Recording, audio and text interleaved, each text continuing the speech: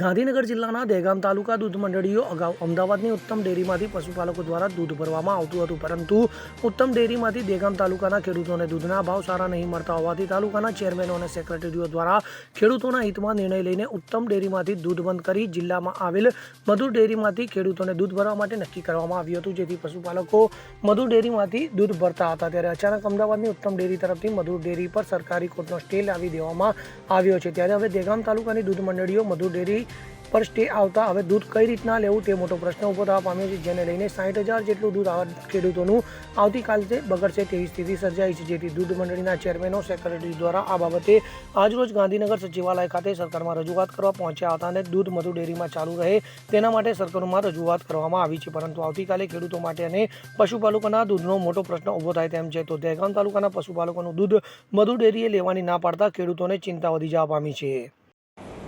મારું નામ દિનેશસિંહ ભીખુસિંહ, ગામ અમરાજીના મોડા, દૂધ એકત્રીકરણ ચેરમેન.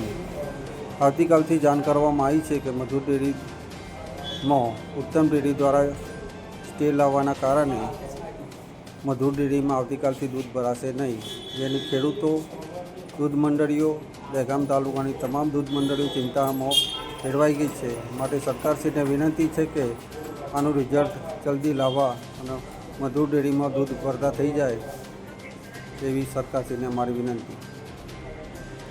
અગરસિંહ ચૌહાણ સાથે CN24 ન્યૂઝ, હર્ષોલી, દહેગામ.